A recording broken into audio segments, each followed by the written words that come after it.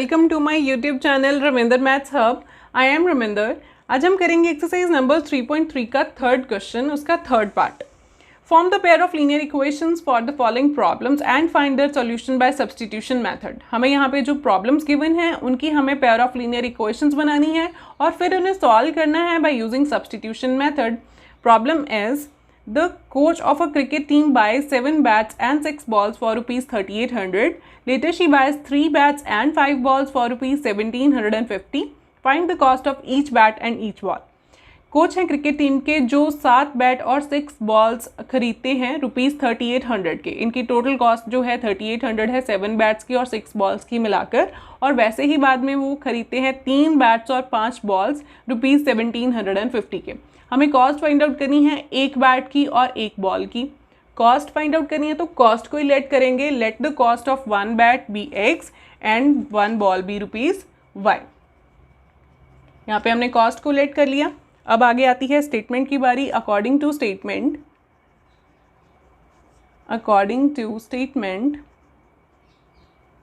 7 bats and 6 balls की cost मिलाकर है 3800। तो अगर एक बैट की कॉस्ट है x रुपीज़ x तो 7 बैट्स की कॉस्ट कितनी होगी 7 इंटू एक्स। वैसे ही जैसे एक बैट की कॉस्ट मान लीजिए रुपीज़ 100 है तो 7 बैट्स की कॉस्ट कितनी आएगी 7 इंटू 100 दैट इज़ 700। मीन्स अगर हमें एक चीज़ की कॉस्ट पता है तो ज़्यादा की हम कैसे निकालते हैं मल्टीप्लाई करके 1 की कॉस्ट को। सो यहाँ पे भी आएगा 7 बैट्स की कॉस्ट आएगी 7x और वैसे 6 बॉल्स की कॉस्ट कितनी आएगी। अगर एक बॉल की कॉस्ट है y तो 6 बॉल्स की 6y। इन दोनों की कॉस्ट को मिलाकर बनते हैं रुपीज़ 3800। ये बन गई हमारी फर्स्ट इक्वेशन। फाइन। अब ऐसे ही सेकेंड इक्वेशन भी बन जाएगी। 3 बैट्स एंड 5 बॉल्स तो 3 बैट्स की कॉस्ट होगी 3x, एक बैट की कॉस्ट है x, एक बॉल की कॉस्ट है y तो 5 बॉल्स की 5y। दोनों की कॉस्ट को मिलाकर बनते हैं 1750। ये बन गई हमारी सेकेंड इक्वेशन। अब सब्स्टिट्यूशन मेथड के साथ अगर इसको सॉल्व करना है हमें तो दोनों इक्वेशंस में से देखिए आपको कौन सी ईजी लगती है। मुझे ये जो सेकेंड इक्वेशन है ये थोड़ी ईजी नज़र आ रही है। सो इसको हम क्या करेंगे यहाँ से फ्रॉम इक्वेशन नंबर 2 हम एक वेरिएबल की वैल्यू निकाल लेंगे। तो यूजुअली हम क्या करते हैं वो वाले वेरिएबल की वैल्यू निकालते हैं दूसरे वेरिएबल की टर्म में जिसका कोफिशिएंट 1 होता है। यहाँ पे x और y दोनों का ही कोफिशिएंट 1 नहीं है। सो आप जिस मर्जी वेरिएबल की वैल्यू निकाल सकते हैं दूसरे वेरिएबल की टर्म्स में। यहाँ से हम लिख देते हैं 3x is equal to 1750 minus 5y। ये प्लस का 5y है, उधर जाके ये माइनस का 5y हो गया। अब x की वैल्यू निकालेंगे यहाँ से तो ये आ रही है 1750 माइनस 5y अपॉन 3। क्योंकि 3 और x मल्टीप्लाई हो रहे हैं आपस में, दो नंबर्स के बीच में कोई साइन नहीं होता, मीन्स मल्टीप्लाई का साइन होता है। तो ये दोनों मल्टीप्लाई हो रहे हैं तो 3 यहाँ पे मल्टीप्लाई तो उधर जाके क्या हो जाएगा ये डिवाइड हो जाएगा। इसको मार्क कर देते हैं नंबर 3 इक्वेशन। अब इसको हम सब्सटीट्यूट करेंगे x की वैल्यू को 1 इक्वेशन में।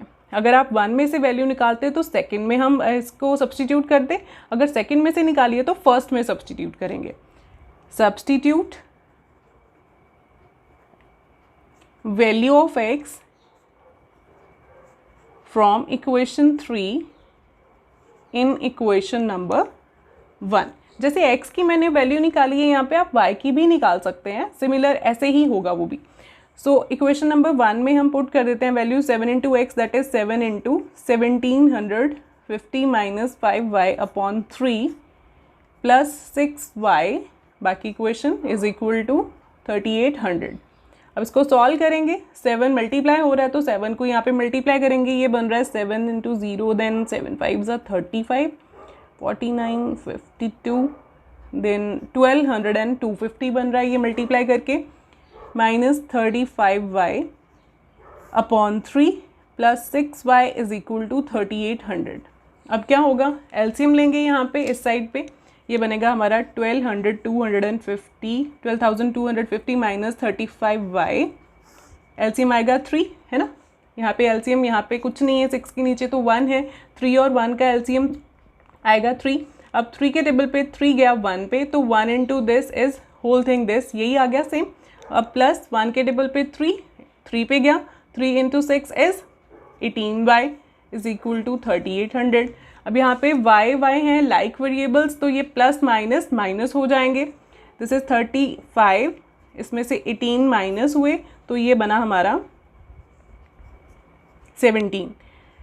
12,250 plus minus is minus, minus होके बन गया हमारा 17y, और बड़ा जब नंबर है वो है 35, उसके साथ है माइनस, तो यहाँ पे भी माइनस आएगा, अपॉन 3 इज इक्वल टू 3800। अब ये जो 3 है ये इधर जाके होगा मल्टीप्लाई, क्योंकि यहाँ पे ये हो रहा है डिवाइड, इसको हम उधर शिफ्ट कर देते हैं।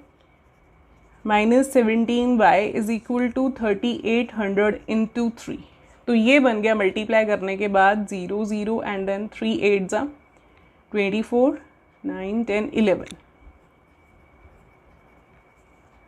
11,400 बन गया मल्टीप्लाई करने के बाद। अब क्या होगा, कॉन्स्टेंट्स को इकट्ठे करें, ये वाला और ये वाला कॉन्स्टेंट है, इसको हम उधर शिफ्ट कर देते हैं, क्योंकि y की वैल्यू निकालनी है, सिर्फ y यहाँ पे रहेगा, बाकी सब कुछ उधर शिफ्ट होता जाएगा।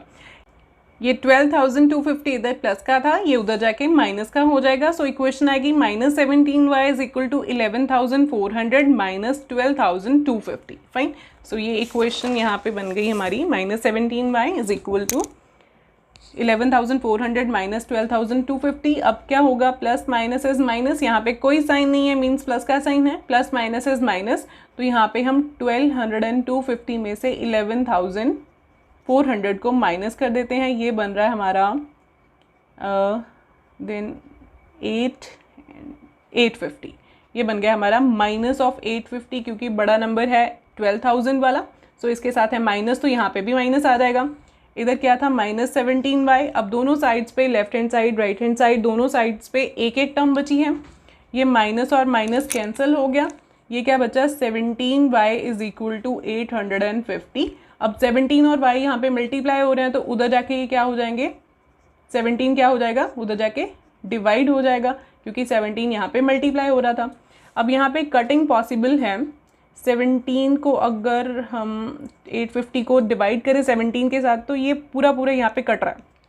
देखिए ये जा रहा है 17 इंटू 5 करें तो ये बनता है 35, हाँ 5 पे जाता है 85 और 0 एज इट इज़, ये बन गया हमारा 50 के ऊपर। सो 17 1 ज़ा 17, 17 50 ज़ा 850। सो y की वैल्यू आ गई ₹50। y जो थी वो कॉस्ट थी, दैट्स वाई इसका आंसर आ गया ₹50। तो अब इसकी x की वैल्यू निकालेंगे, क्या करेंगे, put value of y in equation number 3। Third equation जहाँ पे हमने x को इन टर्म्स ऑफ y लिखा था, वहाँ पे हम y की वैल्यू यहाँ पे सब्सटीट्यूट कर देंगे, हमारा x आ जाएगा। So 1750 minus 5 into y, x is equal to 1750 minus 5 into y, y की वैल्यू 50 अपॉन 3, ये बन गया 1750 माइनस 250 अपॉन 3, ये बन गया। माइनस करके प्लस माइनस इज माइनस, 1750 में से 250 माइनस करेंगे तो ये बनेगा हमारा 1500 अपॉन 3। देन 3 की 1500 की कटिंग हो गई, 3 के टेबल पे 3 5 ज़ा 15 and zeros as it is. So x हमारा बन गया 500। देयरफॉर हम लिखेंगे cost of 1 bat is equal to x थी, तो वो आ गई, 1 बैट की कॉस्ट आ गई ₹500, और and cost of 1 ball is equal to y थी, तो y हमारा कितना बना था, 50। तो ये हमारा आ गया 1 बॉल की cost is equal to ₹50 and that's it. ये था थर्ड पार्ट हमारा थर्ड क्वेश्चन का। अगर आपको कुछ डाउट्स हैं तो प्लीज़ कमेंट सेक्शन में लिख दीजिए, और साथ ही मेरे चैनल को लाइक और सब्सक्राइब ज़रूर कर लीजिए, सो दैट आपको मेरी वीडियोस टाइम पर मिलती रहें। Thank you so much students.